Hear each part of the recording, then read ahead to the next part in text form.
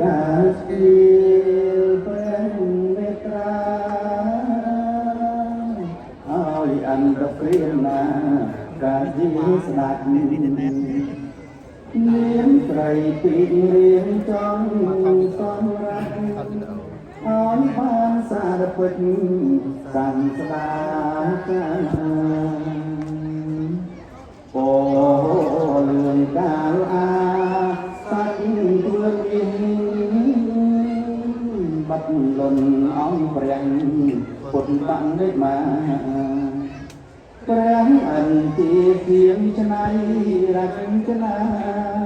ថ្វាយពោសាទុកាពេញផែនដីក្រហមជាពោជាបេះដូងតាស្គាល់ពីទ្រូងដោយគ្មានថ្មីបិទពឹងពួងខាងព្រះ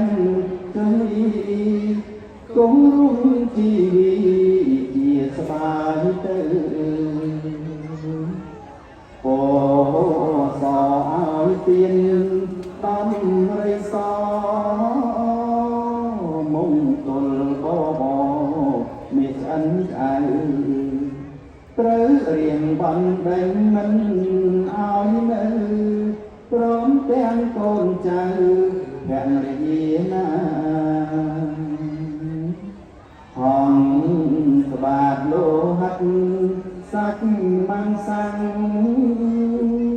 អាសាច់ខ្លួនតាំងដូមេតាកាយ៉ាងវាចាប់បរិភោគកណាជីវិតមេតារួមរឹងថ្មី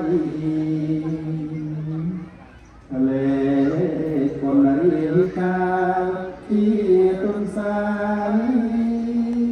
ឲ្យទៀនគុំស្ដាយជីវិតអីលោតចូលភ្នំភ្លើងពុំខាវៃឲ្យជាចំណៃអន្តព្រាមណាកាលដែលបានត្រាស់ជាព្រះពុទ្ធជាមកកត់ត្រៃពុកក្នុងលោកាក៏ទាំង6នេះសោកណាថ្លៃមកកើតជាឆោបនរាំសីពេលនេះក្នុងលោកទេសន្មតយកពនតត់ជាសេចក្តី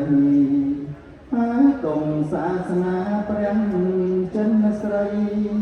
ព្រៀងពេញផែនដីដីពោសធីយើងខ្ញុំរាល់គ្នាសូមគោរពវន្ទាចំពុទ្ធតុងសាសនាសូមមានមង្គលឈ្នះវិរិយសត្វត្រូវមាននេះក្នុងពុទ្ធបីសូមឲ្យយើងខ្ញុំប្រញាប់ដល់ដើរកាត់តាមផ្លូវទៅបុរីជាឋានបរមសុខសួស្តីដោយព្រះបារមី